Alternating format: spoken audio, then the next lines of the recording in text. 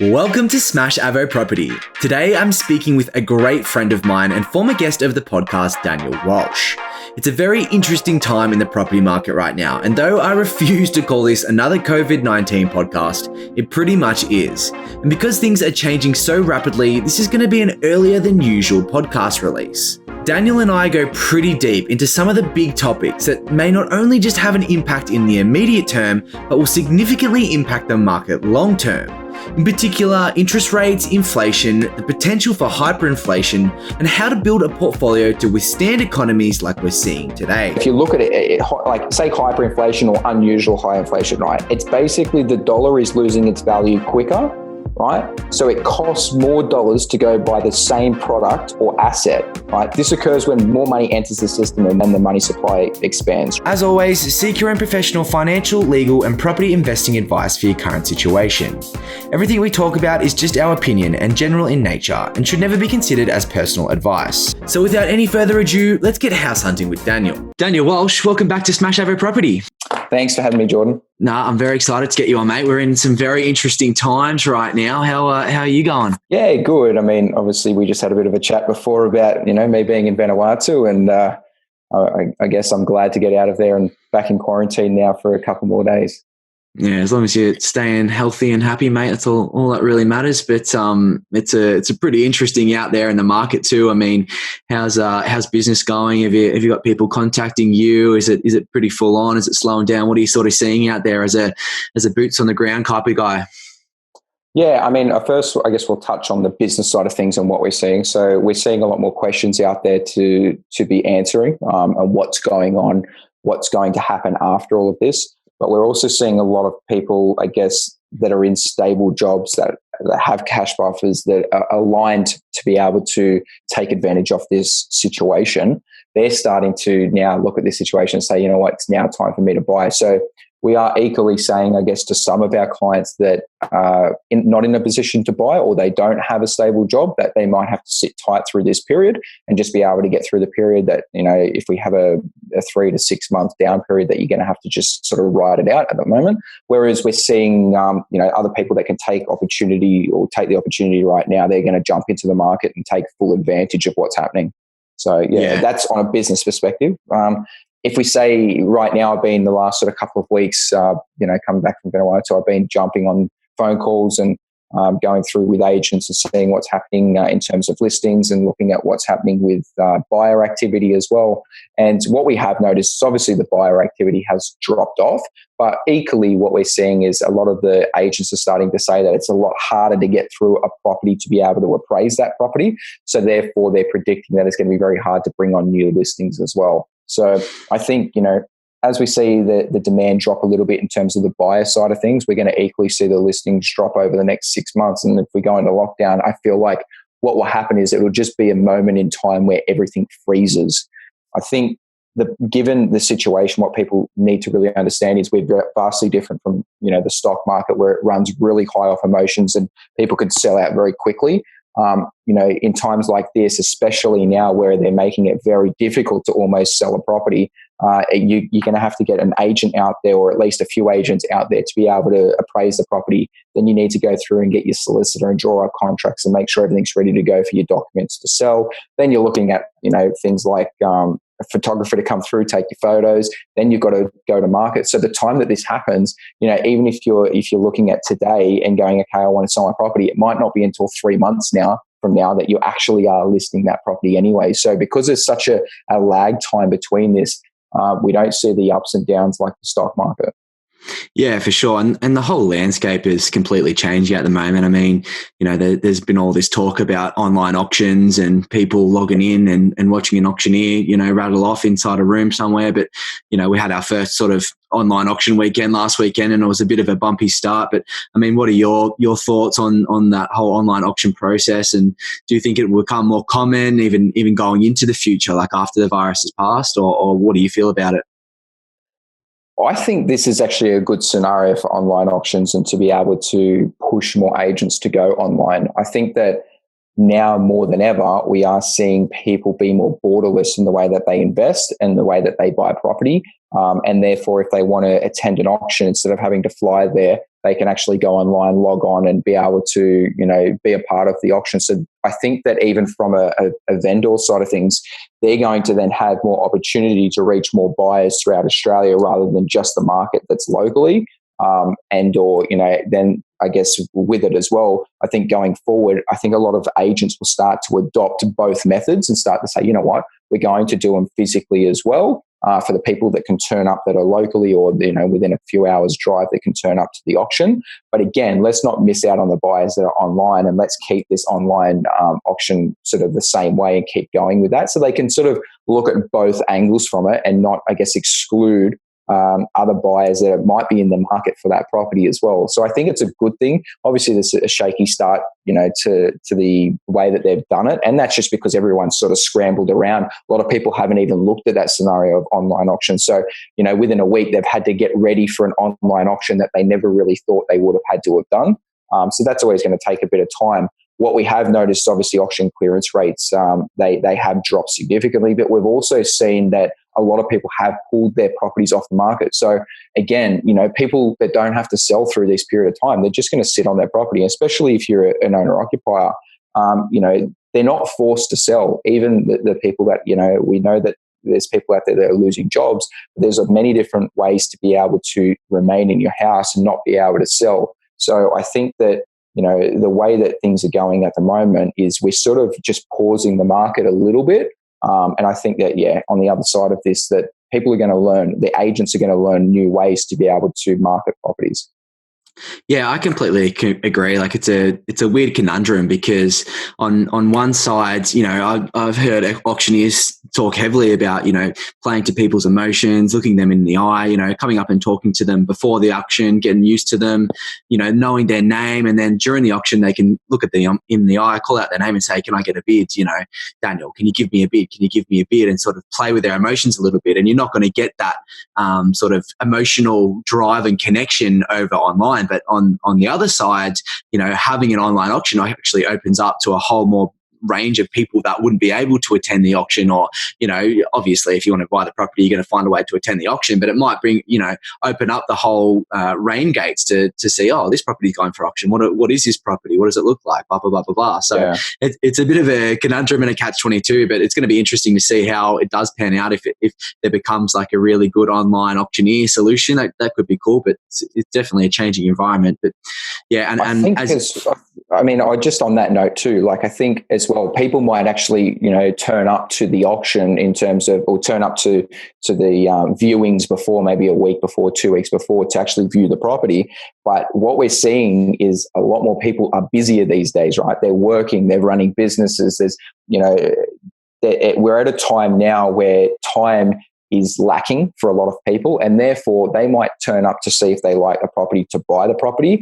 And once they know they want the property, they know roughly what they want to pay for it, they might now be able to go home and sit at home and log online to be able to bid on that property, rather than going, you know what, I'm actually working that day and I can't even go to the auction. So therefore we've just, discounted a couple of buyers because they can't be there because of time restraints. Whereas now they can log in from anywhere and be able to go, you know what, I actually like that property and I know what I want to pay for it. I'm going to get on there and start bidding. So I feel like it will bring more buyers to a property, if they do both methods. And again, bringing the emotional side of things where people are there and bidding, but also have more people that can, access online, that if they can't be there, they're not going to be discounted for the auction. Yeah, spot on. It's going to be very interesting to watch going forward. And I know you talked a little bit before about sort of a stop or a slowdown in the market. And I think on top of that, there's already been a lot of, redundancies and stand downs and all of that in certain industries, particularly hospitality and tourism and all those sort of bigger industries that require sort of, part-time staff and all that sort of stuff. And obviously there's a fair few people going through some hardships at the moment. And do you think, those sort of people that have been stand down or might be struggling to find some work at this time are sort of foreclosing on properties? Yeah, this one's an interesting one. So the very first thing I did when I got home from my holiday at that point was I called one of my good friends that actually what he does as a business, he's been running this for close to 20 years, is he actually has contracts with all the banks, and any foreclosures or any mortgagee in possession of properties actually come to him. He then gets them all ready. He then sends them in tenders to like a local agent at that point, and then they go to auction and sell that property. Now, before all this happened, there was probably 60 or 70, and he said that was very consistent over the last few years per month, properties that they listed. And then they would sell. And he said they were all getting very good offers above what the banks wanted anyway, because obviously the market was quite strong.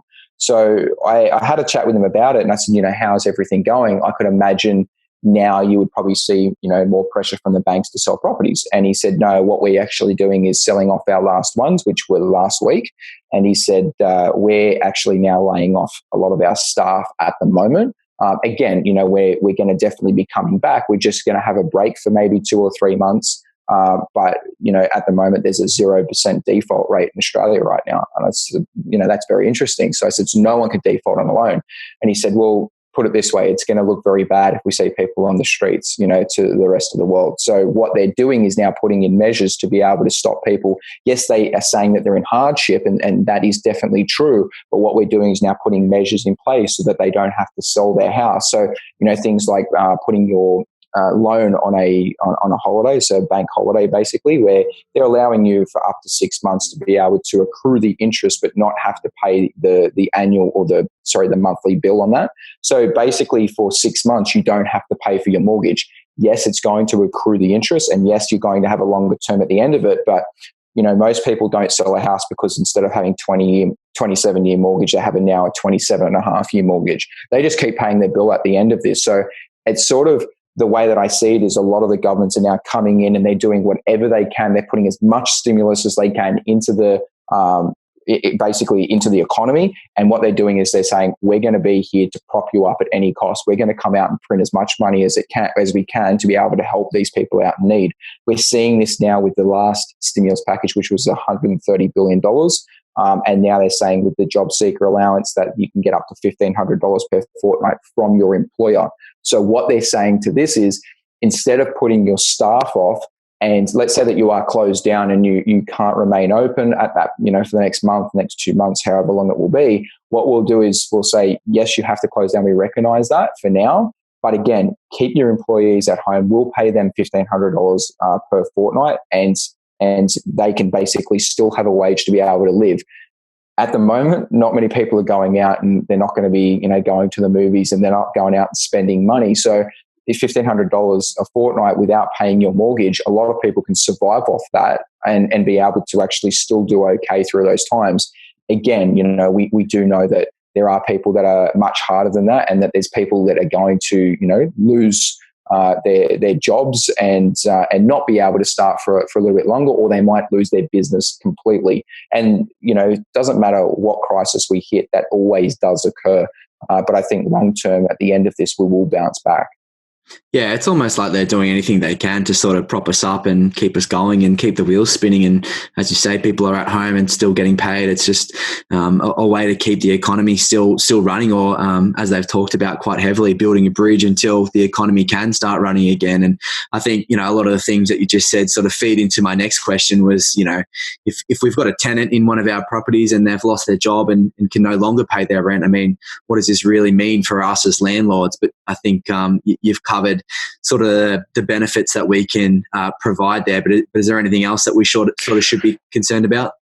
Yeah, I mean, looking at this, and this is a scenario that we have been looking at quite closely, and I guess at the time of recording this, we haven't had any packages come out just yet in terms of, say, rent relief or anything like that. But what we do know is that if you, let's say, are on the New Start, you do have access to rent relief, and that was before all this happened anyway. So people that were already on those types of benefits, they were still out there renting properties.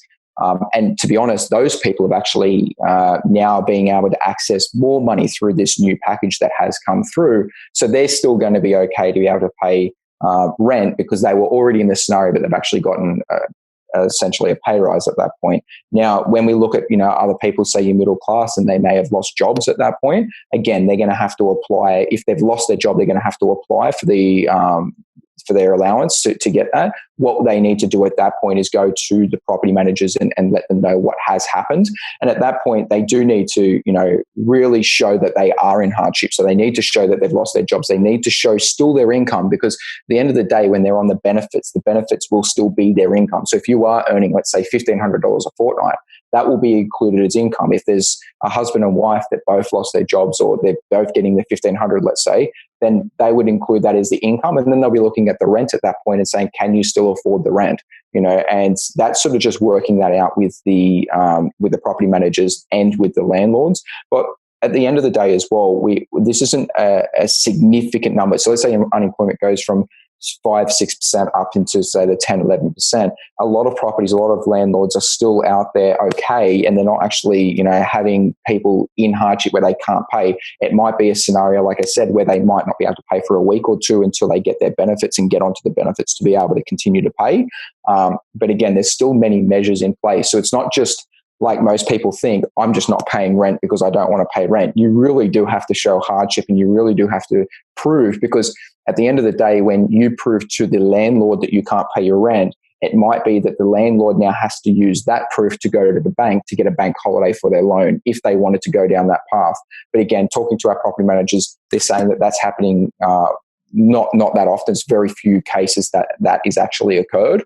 And again, that it's stopping people that just want to get a free couple of weeks rent or a month rent because they haven't lost jobs. They do have to prove this scenario. So in addition, Queensland have just released right now that there is a one-off rental grant for up to 4 weeks. So it's sort of like a transition period where, let's say that you go into Centrelink, you're applying that you've lost your jobs, and there's that in-between period where you might not have any money. What they're doing now is saying that for up to 4 weeks that they will cover the rent, and that will be paid directly to the landlord as a one-off payment.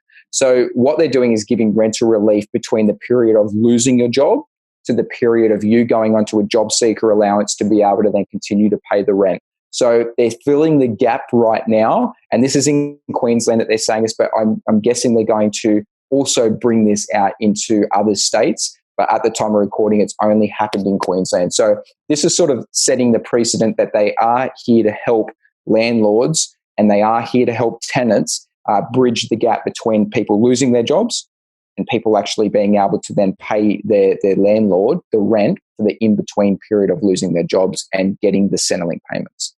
Going forward, people just got to be diligent, and landlords just really need to, I guess, have a look at the tenant situation, and they need to work together at this stage. But again, if you have right insurances in place, speak to your insurer to see if you can cover for rent default. In most cases, you can.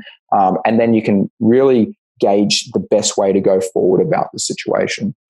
Yeah, I think you brought up some really great points there, particularly about, there's so much confusion out there about at the moment, should we be paying our bills? Should we be paying our rent? Should we be paying our electricity and gas? And everyone's kind of just like, oh, they're giving us relief and stimulus, and we don't have to pay our rent. We're just not going to pay rent. And that's such a false presumption. You actually have to prove that you are going through a hardship and to be able to get that support. And then, as you say, pass it on to your actual property owner, who can pass it on to their bank to get that mortgage holiday. And talking about that mortgage holiday, I mean, you've touched on a little bit before there and talked about how it increases the loan term and the interest payable. But, for given two scenarios, let's say someone who has lost a tenant, or they're not paying, or the tenant's not paying their rent, and they are in actual hardship, is this something that they should consider? And then again, for someone, who still got a solid tenant in there, but maybe have lost their job, but has got some strong cash buffers and is in some sort of hardship, but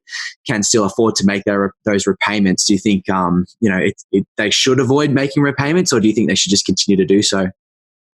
I mean, the banks, they are coming out and saying that it's not going to hit your credit file rating if you do put your mortgage on a bank holiday. I mean, for me, just personally, I would say that don't go to the banks and prove hardship if you're not in hardship. And that's just because when it comes down to later on with borrowing, we don't know how that will affect your borrowing in the future.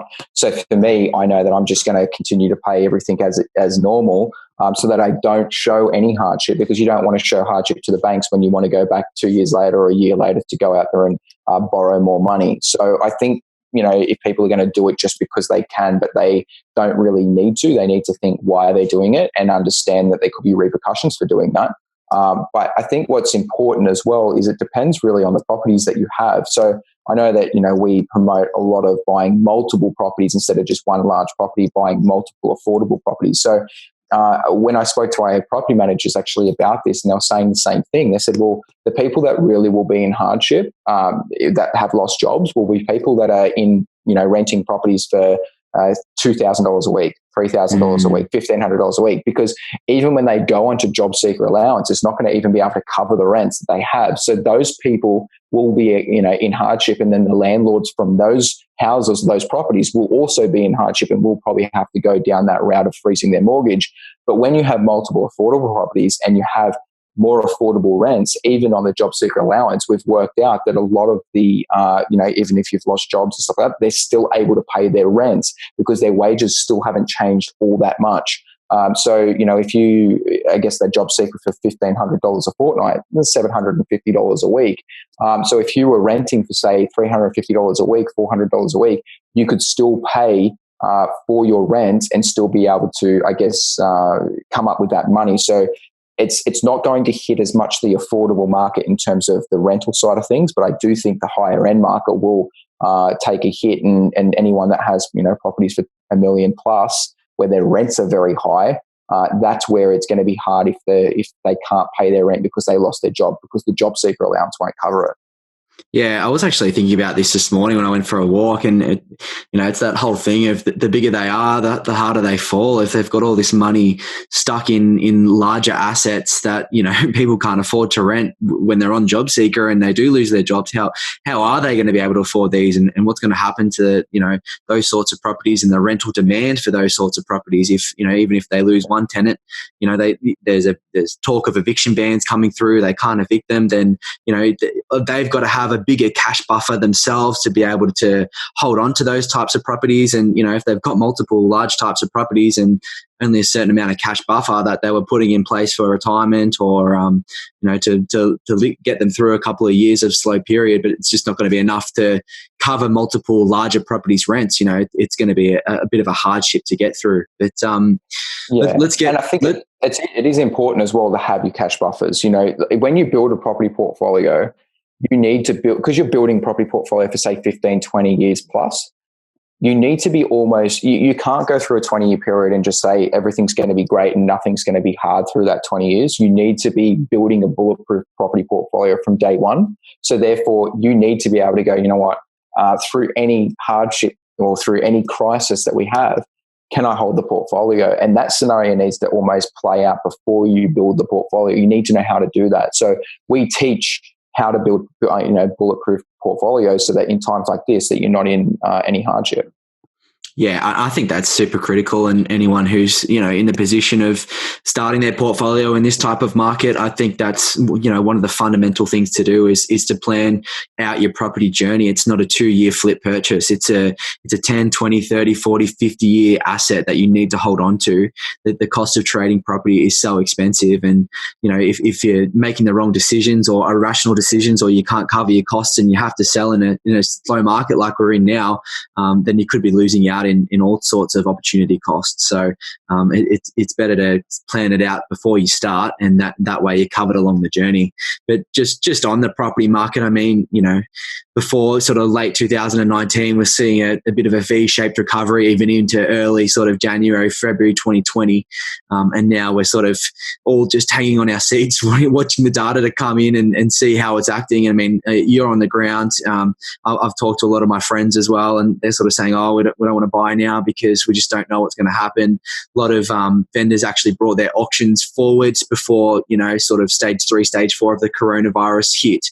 But what are you sort of seeing out there in the residential property market space, and how do you think it's going to fare over the sort of next 6 months and maybe even 12 months if we come back into a slow recovery? Yeah, so I think, the first thing, people are freaking out obviously when things close down. I think if we went into full lockdown and no properties could transact at that point, it'll just be time stood still for that period of time. It's not like properties will drop in value. They're just not selling property. So again, if you can't buy or sell, it's not like any markets have moved at that point. They're just literally shutting the market. It's almost like shutting down the stock market from trading. Markets don't move when you've actually shut them down at that point. So if that happened, it'll just be a pause in time in the market. It won't be repercussions from that, in my opinion. Now, I guess one of the things with it is looking at, say, last year and now. Last year, obviously, we had the talk about the election, the negative gearing, and everything getting removed. So we saw a down period for about 3 or 4 months leading up to the election last year. And again, the property market sort of came off by maybe 3 to 5% at that point, depending on the market that you're in. And obviously, we did have a bit of a drop in Sydney and Melbourne over that period of time, but maybe up to sort of 10%.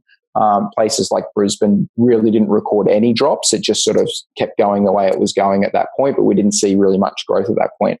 So that was happening right up into the election. And if we take a look at that situation, the same thing that happened the day after the election was announced, and that we knew that negative gearing was not going to be off the table and not on the table, and that we were going to have negative gearing going forward, we literally had about 40 inquiries within the first week. The market changes that much, the sentiment changes that much, that quickly, right? So what happens is people will go, I'm going to wait. And we saw people do that then, I'm going to wait. And then the week after, they were with everyone else jumping into the market. The market really rallied right up until, say, now. Now, if you had bought just before the election and all that went down, when everyone was, thinking maybe I'll wait, you would have bought the best property at the best price at that point within that year, and you would have been able to make a lot more money over that period of time because no one else wanted it, right? So there was a lot less demand for it, so therefore you could have bought a property. Now, the biggest thing you need to understand is when you're buying in a property market, when it's going up, you're making money. When it's going down and you're buying in, you're getting it cheaper, right? So you just need to believe one thing, in my opinion, and I've been through this 2010, 11, 12, I've been through the GFC, and I've seen it play out multiple times. The election again, the time before that, New 2000, right? So we've seen it all play out many times over, but many people don't, they think that the next crisis is the end of it's never going to come back sort of thing. And we bounce back from everything. So if you look at it, from say 2010, 2011, I was buying properties then at the end of the GFC. Nobody wanted them in Sydney. I could literally drive around, pick up what I wanted at that point. We're buying mortgaging, in possession properties at that point quite cheap. No one wanted to buy. Now, fast forward a year later, that property market absolutely rallied, and no one could have picked the bottom. I picked the bottom, and I didn't even know I picked the bottom. Right? No one knows when the bottom is. So that is one thing to be, when you're buying a property, if no one else is wanting that property or there's a lot less demand for the property at that time, that's when you should be buying in. You just need to believe in property. That's the biggest thing, right? Because you're not buying property for 6 months. You're not buying property for 12 months. You're buying property for 10, 15, 20 years. And if you're building a strategy around a portfolio or building a property portfolio, then you should be buying when no one else wants to buy, because you're going to get a better price. It's not about picking the bottoms of the markets, because you'll never pick the bottom. Every time people say they'll pick the bottom, the time that the data comes through, it's 3 months late. And so the time that you'll see headlines of the market's changed, I'm telling you, you've already missed it. And this is what happens a lot. I've seen this a lot where I've literally gone in and gone, okay, this is really good buying. And I see the market change that little bit. I'm like, okay, market's going to pick up. But the time that they've recorded that was like 4 or 5 months later in the media. So then people want to get ready for they go, you know what, I'm not going to get ready to buy a property until I see the bottom of the market. You'll never see it, but you'll see the market rebound, and it's already rebounded by the time you've seen it. And then the time you get ready to buy, you're too late. So you need to be buying when no one else is buying. It's the best time to buy it. In terms of what I see over the next 6 months, again, I think that the next, say, 2 to 3 months, we're going to see a bit more shaky times. And again, there might be some more deals and more opportunities. But even if there's not more opportunities, you're going to see less buyer activity. So therefore, you're competing with less people. So you're going to be buying at a better time now than you will in, say, 6 months' time. As soon as we see, in my opinion, the news change and they start to come out the other side of all of this, I already know from speaking to a lot of people, they're ready. They're sitting there on the sidelines going, I'm ready for this. I'm ready for it. So what you're waiting for is you're waiting for the market to go, bang, it's taken off. But like I said, you're 3 months behind the market. So the time you realize it's taken off and you're already sitting there, you're already 3 months behind it. It's already taken off. So if you believe in property enough and you believe over the next 10 to 15 years, you should be buying now. Yeah, and that's the great lag that we have in the property space, and that's why it's sort of, we don't get those sort of emotional reactions like the stock market does, where people are just all selling properties tomorrow and the value of property goes significantly down. I mean, we're still not really seeing data of what's happening in the market at the moment because there is so much lag there, and so obviously we're seeing clearance rates and all that sort of stuff, but that can be presumptuous because the whole market is sort of basically stopped. But we're not really seeing any of that data come through as yet. And I think, as you say, it's so far behind. Even if you think about, the people who would be first to know would probably be someone like, yourself, a buyer's agent or a real estate agent, where, they've got the boots on the ground and they're sort of seeing inquiries come through and people come through open homes and all that sort of stuff. But even if you think about that, you might just think, the first weekend, it might be, a busier than normal weekend. The second weekend, you could be thinking, oh, this is kind of good, Then 3 or 4 weekends go past, and then, an auction campaign rolls out for, 4 or 5 weeks on top of that. So you might get some new listings, and that takes 4 or 5 weeks. And then by the time it's really obvious that the market's picking up again, you're 2 months down the track. Well, so we even saw this. So if you look at, like I said, last year, we even saw this the week after that we knew that negative gearing wasn't going to be, on the table anymore, and they basically squashed the idea. We saw houses in Sydney rebound, and some of them go to auction within the first 2 weeks and sell $100,000 over asking price and even more, right? So you couldn't have timed the market that well to be 1 week ahead of it. Like, there's just no way of being able to do that. So everyone thought that they had time, and you just don't, because if you're thinking that, that, okay, the market's bottomed out because now we're seeing positivity, how many other people are out there thinking the same thing and ready? A lot. Yeah. You're not the only one that's thinking that. So, but again, if you're buying now and there's less people thinking that they're going to buy now, well, now you're ahead of the curve. You're ahead of everyone, and you believe that property is going to go up. You're not buying for 6 months. You're buying for the next 15 years. So if you're buying for the next 15 years, what's the matter of the next 2-3 months? Let's say that you bought a property and it went down 10%, right? Or went down 5%. You bought the property and let's say it went down a further 5%. You didn't pick the bottom. Would it really matter when the property doubles over the next 15 years? Or would you rather buy that property 4 months down the track and pay 15% more? Yeah, exactly. And I think that's the biggest question. That's spot on. And, I had a lot of friends try and buy in that time after the election, and they were literally just getting dumbfounded every weekend as prices were going up by 50, 100 grand every weekend. I mean, probably not that significant, but, they're constantly being challenged to their maximum borrowing capacity until they got priced out. And because there was so much demand, one of my friends was trying to buy in Balmain, and because there was so much demand in that area, it was just almost impossible to lock something down or understand what the true value of a property was because they were increasing so quickly. So I think you're spot on with those tips there. I do think as well, though, you need to understand multiple markets, right? We're not in one property market. So you hear the media headlines, and if the headline said it dropped 10%, that's not everywhere, right? You need to understand what markets that happened in. So I do believe that you buy more holiday destinations, more tourism locations, they will take more of a hit than the solid foundation where you're buying, within an hour of a commutable distance to like a large CBD like Sydney or Brisbane or Melbourne. If you're buying fundamentally where a lot of families are living, then you're not going to see that volatility. But if you're buying, somewhere that's 3 hours up the coast and you're buying that real holiday sort of location, maybe more of the retirees, or maybe where you're seeing a lot more tourism in that location, those are the markets that take a hit in these times, right? So they're the markets that are going to take more of a hit. The real high-end markets will take a hit, and that will then have the headlines grabbed from the media saying the property prices have declined by X amount.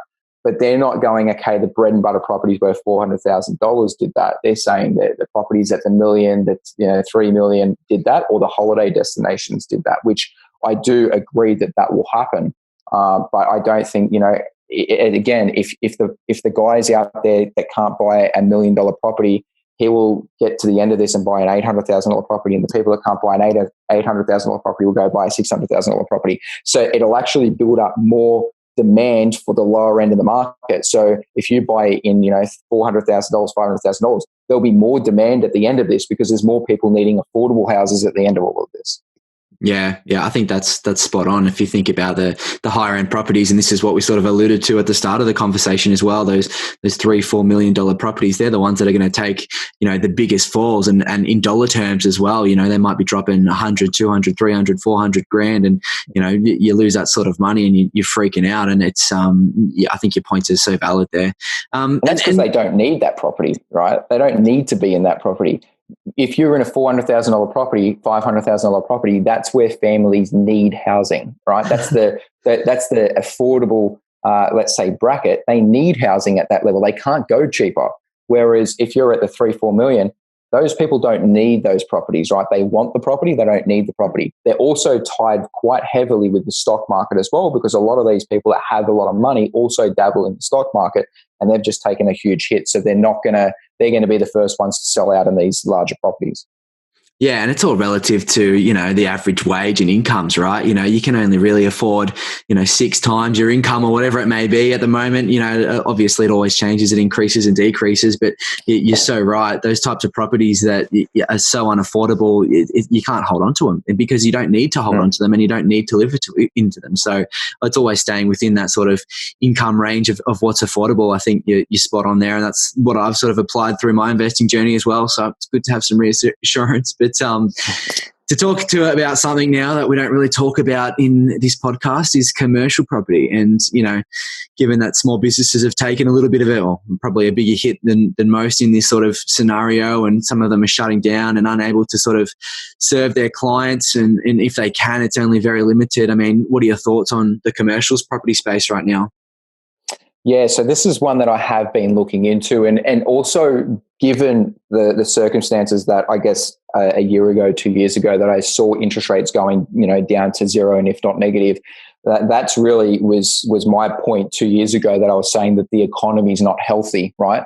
That has no correlation with the house prices, because house prices go up when credit becomes easy. But again, when you look at commercial sector, that's very different, because commercial's very tied in with what's happening with the economy. So if we look at it, rents tie very heavily with the values of the property. If rents tumble or vacancy rates go up, then we're going to see those commercial properties become very hard to sell. We're going to see people scared of buying commercial properties. We're going to see a higher, I think, in the long run, default rate when businesses, let's say if businesses go under. And again, if your rents are cut in half, your value is cut in half. So I think that, being that the rents tie so heavily with the value of the property, very different to residential. Residential doesn't really rely on rents as value at all, because at the end of the day, owner-occupiers, they don't care about what rents are happening. They're wanting to buy off emotion. Whereas when we're going into commercial, you're buying a business. And at that point, if you're buying a business and your rents are cut in half, so does the value of the property. So I think that over the next 6, 12, 18 months, we're going to see higher vacancies. And again, in the commercial sector, vacancies are a lot longer. So instead of being 3 months, they're 12 months. They might be 18 months, 2 years. I've seen some of them vacant for 3-4 years. So I think we're going to see higher vacancies in the commercial sector. I also believe that due to this, it might even become harder to be able to lend on commercial. So being able to even buy a commercial property might be a lot harder to buy as the vacancies rise. And they're going to be looking, again, a lot more into the business itself. How sustainable is that business? Because at the end of the day, these businesses, they're locked into contracts. It might be a 3-year contract, might be a 5-year contract. And people might be saying, if they're locked into a contract, it's all good. The contract doesn't mean anything when the business goes under. That's just all I'm saying. So if you talk about, the business going under, they're not going to go pay their rent. You can't chase them for their rent. They're not going to pay it. The business will fold at that point. So I do believe that the commercial sector is one of those ones where I wouldn't be touching right now. I think that, especially anyone that's going to be getting a mortgage on a commercial property to be able to do it. So if you're getting a 70, 80% LVR, you're going to be having to pay that mortgage, and you might have no tenant. So you've got to really understand that. which is why I've been telling people over the last 18 months, 2 years, commercial obviously is good for the rental income side of things, but the risk is a lot higher. And you have to be prepared to pay the mortgage for 12 to 18 months if you have no tenant. Right now, we're seeing that vacancies will be higher again after this period. So it might be after a 6-month period, it might be 12 months, 18 months that this lags on for. But we're going to see rent vacancy rates a lot higher. If we flip this to the residential side, I believe rents will rise for the residential side. It's the complete opposite. And I think that will happen because we'll have more people needing to rent. There's going to be a pent-up demand for, again, affordable properties to rent. And therefore, more people turning up to an open home. We're going to see the rents rise in the long term due to all of what's happening right now. So I think that rents will rise on the residential side. And I think vacancy rates will rise on the actual commercial side of things. Yeah, it's an interesting one. I mean, if your tenant can't, like, if you got a hairdresser or a restaurant or something in your commercial property, I mean, who are you going to replace them with? They're all going through hardships at the moment. Who's going to come in and take over the bill? So it's and as you say, it's a completely different market. They're all reliant on their rental incomes, and that's how they value their commercial property value. And so it's I'd stay clear. Me personally, I'd stay clear of it completely for now, and even going into the future, if this is how, if this pandemic sort of can instantly incredibly devalue the value of a commercial property, I mean, is it a good investment? I don't know. It's not something I'd look into investing so far, and probably given the current conditions.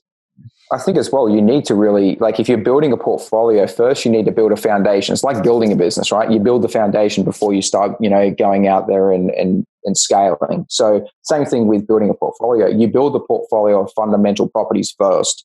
If you're going to dabble in commercial, you dabble in a portion of the portfolio commercial.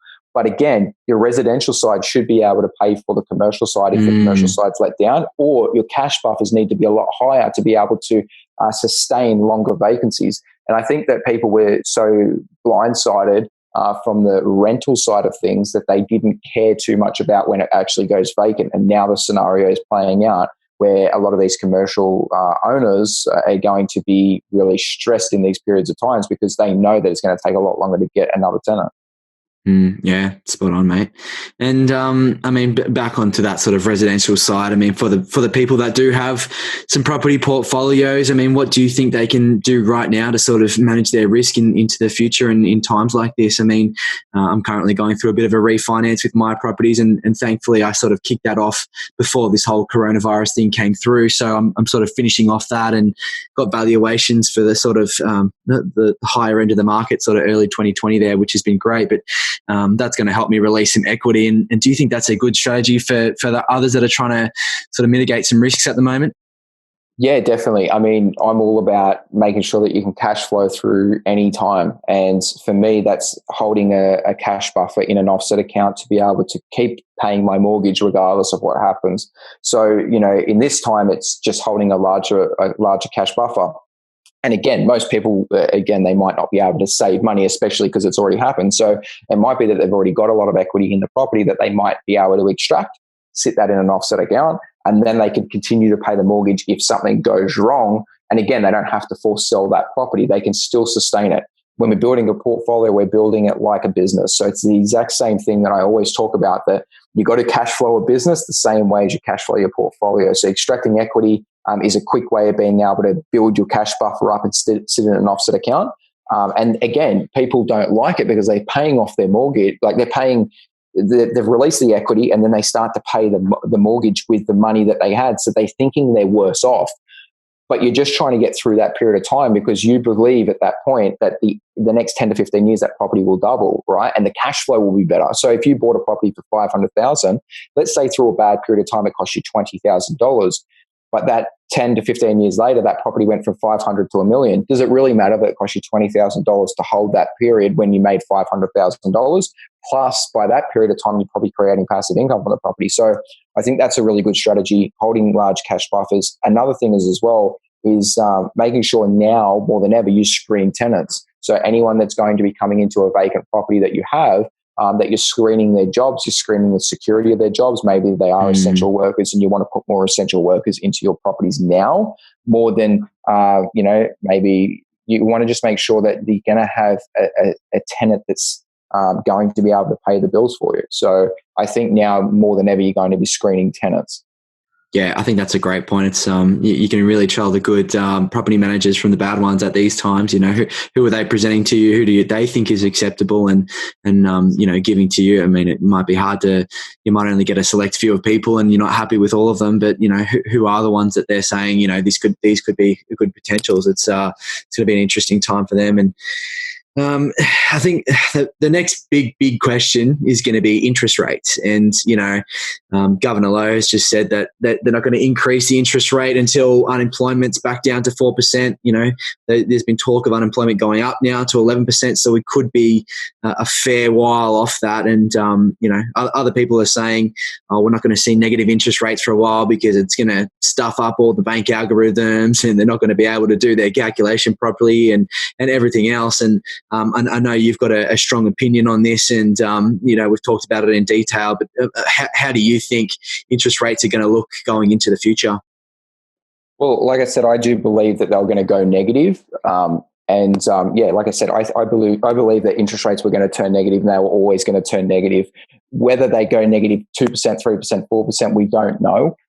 One of the biggest things is interest rates can't rise. They've already said that they're not going to raise interest rates until they hit unemployment rate of 4%. Now, it's not that that's what they're saying. I believe very differently, right? They're saying that because we want to get everyone out there working, that we're not going to raise interest rates on you until we hit an unemployment rate of very low, so that you're all out working. Well, we need to look at it from the other side. If we raise interest rates, and right now, if we look at it from a point of view, the government is a business, right? The central bank, they print money, they give it to the government. The government then, you know, goes out and spends it. But they also need income coming in to be able to pay for their debt obligations, right? Well, if we take a look at what's going on right now, what's happening? People are sitting at home and the government are paying them. So if this is happening, where are they raising their taxes? They're cutting taxes right now. They're cutting what's coming in. So if you were looking at their balance sheet right now, their debts are going up, so their liability is going up. Yet they're getting less people come in and we are their business, right? People are their business. We go out there and we work for the government at the end of the day, and we pay the taxes. But if we're producing less and we're not as productive, they're getting less money come in, but they're raising their debts like 130 billion in one stimulus package, and they've said we will do more stimulus packages to get there. Now let's raise the interest rates on the government, and they have to pay that debt back. Who do you think is going to be more in strife? The government can't pay that back. So if the government can't pay that back, how are they going to raise interest rates on everyone? They can't. The same thing, if they raise interest rates on everyone and unemployment goes up, how are they going to pay it back when there's less people paying the government in taxes? So we need to really understand that. And that's why they can't raise interest rates. And we won't see interest rates rise for many years because of this, right? They need to get it under control.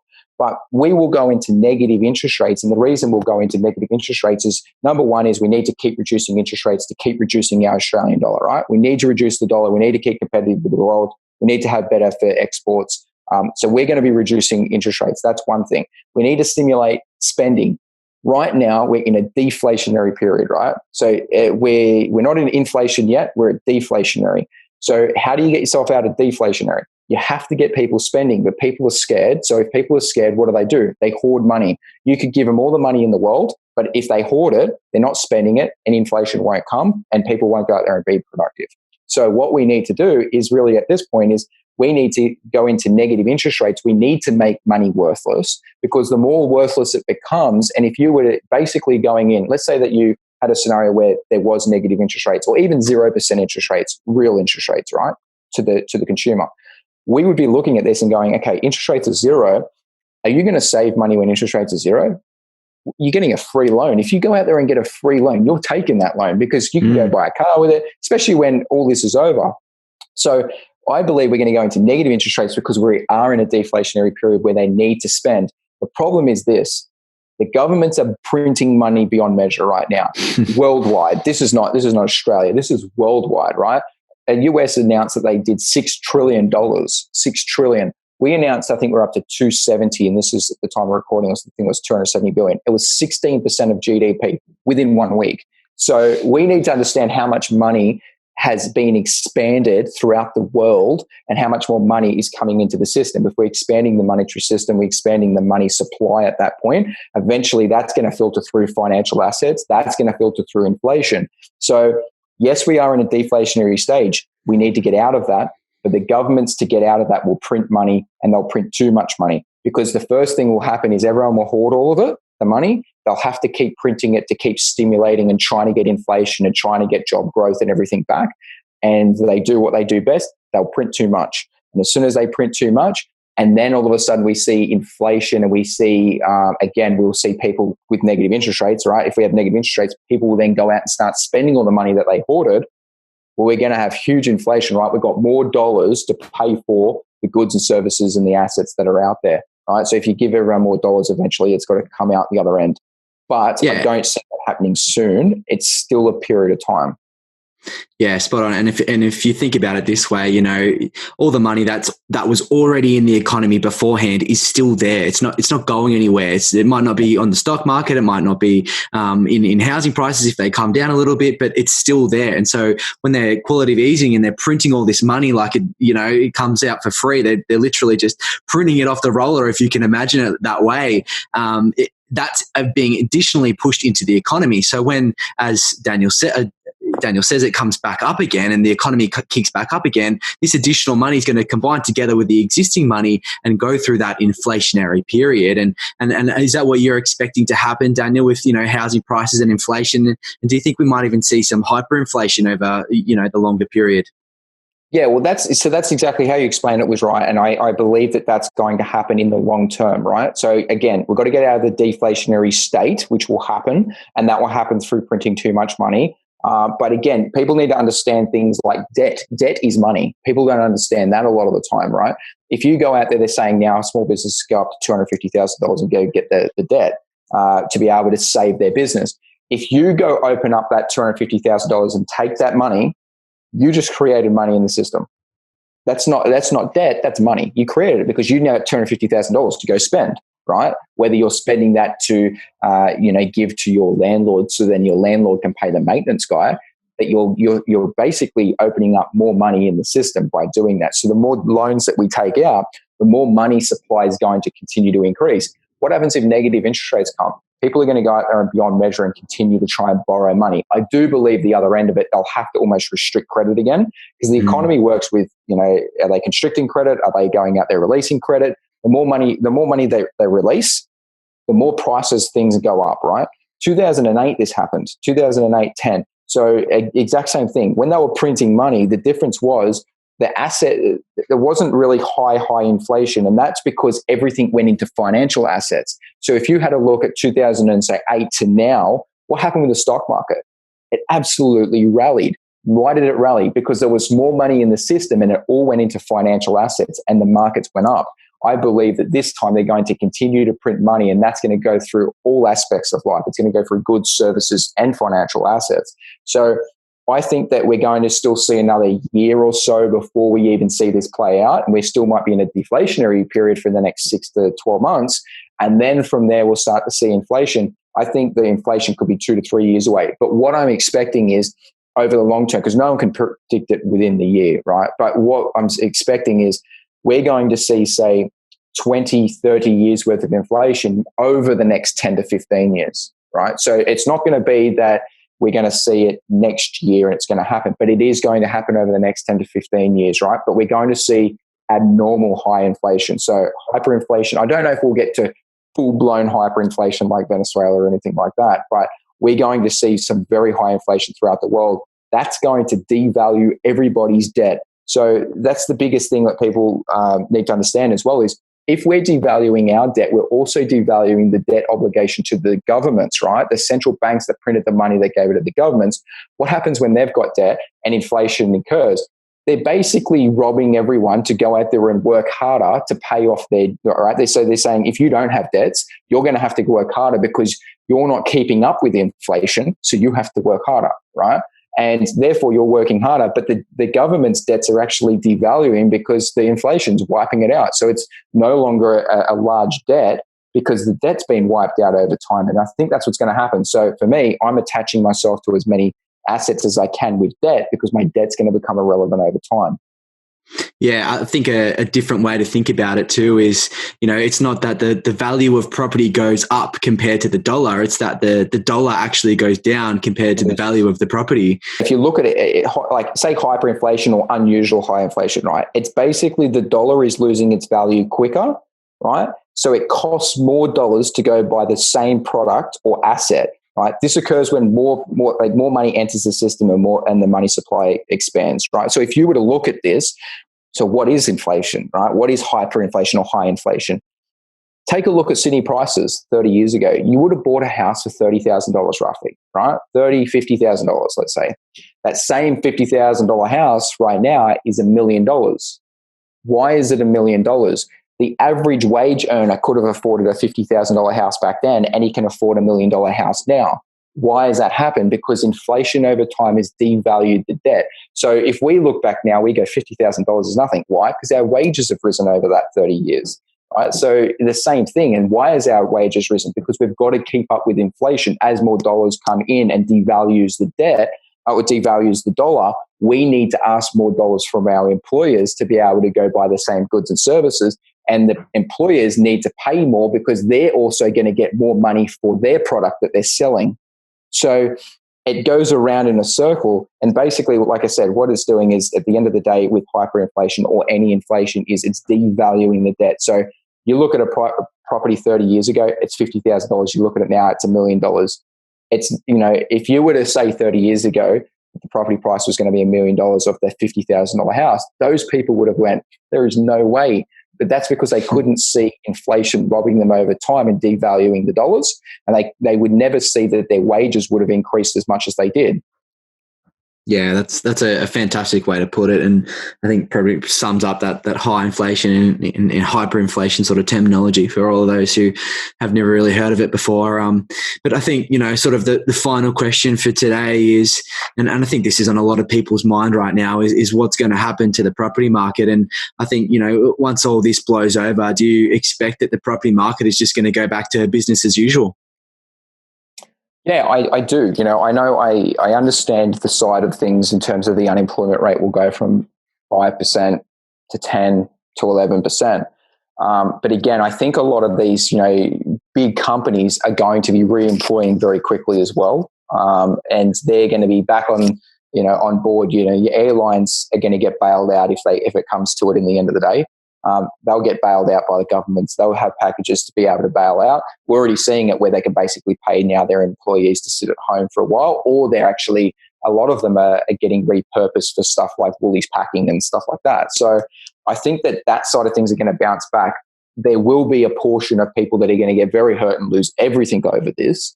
And that's very unfortunate, but you can't really get out of that through any crisis. I don't think you'll ever see a crisis where everybody is going to come out of this. Some people are going to come out worse off. But if we look at it total from the market, there's a lot of people on the sidelines right now with money and equity, because when you look at it, right, if you've got a house, especially these houses, let's say you look at Sydney, look at Melbourne, all these places where a lot of these places may have, people have bought them 10, 20, 30 years ago where they've got so much equity sitting in the house, they're ready to go. They're sitting there going, well, I'll wait for it to come back. When the property markets come back, they're going to jump back in, but they're waiting for the positivity. And as soon as the positivity comes back in, they're going to be competing with everyone else. So I do believe it will come back, and the property market will bounce back at the end of this, just like 2008, 11, 8 and 9 crash that sort of happens then.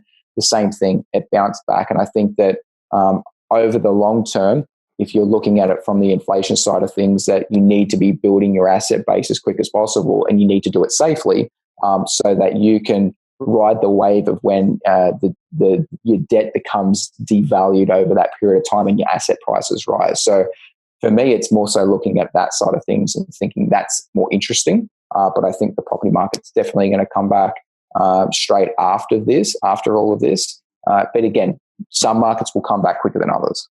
Yeah, and I think, as you and I commonly talk about, investing in property is a long-term game. It's not is the property market going to crash tomorrow? Should I sell today? All that sort of stuff. If you're investing in property, it's a long-term outlook. You want to sit and hold that asset for a long period of years, 20 years, 30 years, 40 years until retirement and beyond if you can. And, if you're worried about property market's falling and the value of your property, then maybe, investing in property isn't for you. So, I think we've covered that pretty in depth. And, mate, I think it's been a phenomenal conversation, and I really appreciate you coming on and showing your insights. I mean, there's so many gold mines within this discussion that we've had. We've touched on many different topics, and I just really appreciate your time again today, mate. No worries. Well, thanks for having me, Jordan. It's always a pleasure to come back on and have a discussion with you. All right. Well, maybe we'll catch up after all this has passed it, or maybe halfway through in 3 months' time or something, and see how we are and get a bit of an update. But can't wait to get you back on, mate. Awesome. Thanks. I'll look forward to it. There are some absolute gold mines scattered throughout this entire podcast. It might even be worth a re-listen. I wanted to say a big thank you to Daniel again for coming on and sharing some of his insights and how he is currently seeing the current market roll out. I'm always looking for more guests to come onto the show. If you're under 30 and have one or more investment properties, whether it's good, bad, or ugly, I would love to talk to you about it. The main focus is to help other soon-to-be young investors with tips and tricks along the journey. Learn from the mistakes that we have made and ignite the fire to set themselves up financially for the rest of their lives. If you're interested in sharing your story, you can go to jordandeyong.com/podcasts, where there's a podcast inquiry button at the top that will guide you through the next steps. Also, if you want to see what else I'm up to, you can head over to my YouTube channel to see the latest. Just type Jordan de Jong into YouTube and I should pop up somewhere. If you're keen for more content like this, make sure you subscribe and please leave us a review with any feedback for future podcasts. And until next time, happy house hunting.